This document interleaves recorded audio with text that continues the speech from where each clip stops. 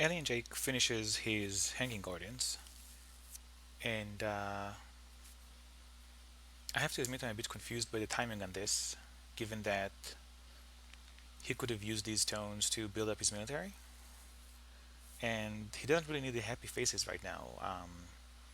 He has the yellows, he has the population he needs, and there's no events coming.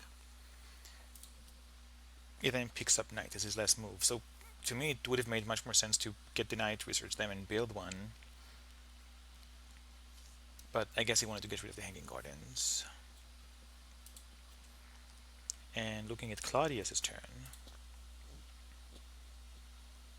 Oh wow! So Claudius offers an open borders agreement to AlienJake, and that's actually perfect for both of them, giving them the third action they need, and hopefully AlienJake is going to use this opportunity to shore up his defenses, because right now he's 4 versus 1 on Claudius.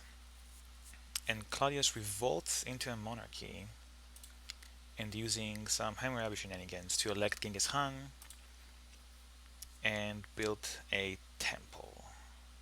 So he's not getting a tactic here, interesting enough. So he's only using Han for the points at the moment, which is actually pretty nice because yeah. So we got 3 points from Han. Um, I'm I'm pretty confident that AlienJake is gonna shore up his defenses now. So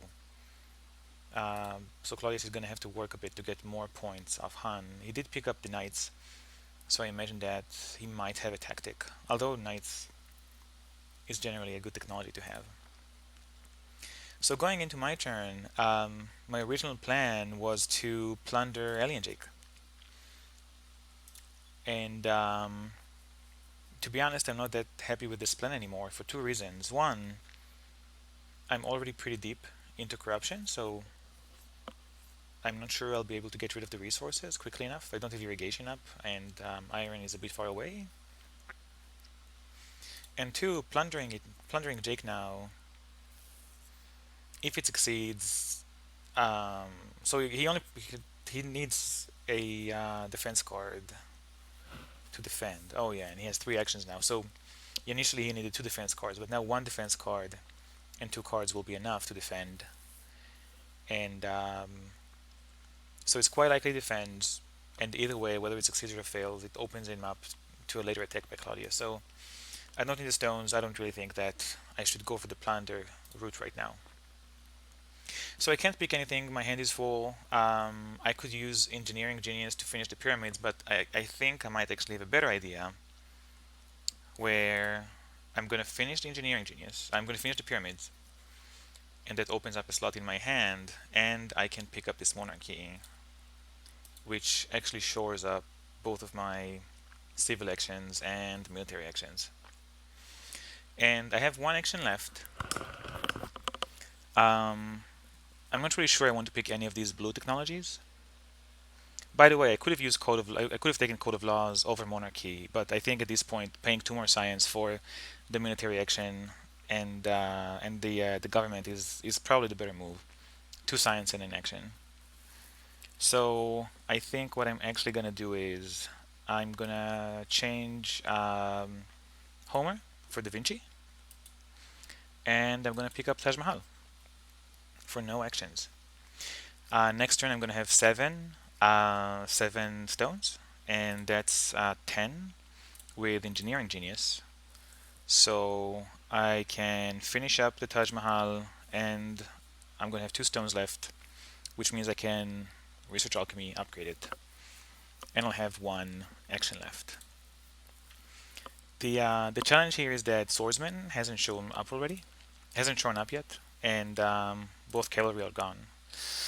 Both knights are gone. So Swordsman is going to show up sooner rather than later. And based on this plan, 3 actions for the Wonder, 2 actions to upgrade the alchemy.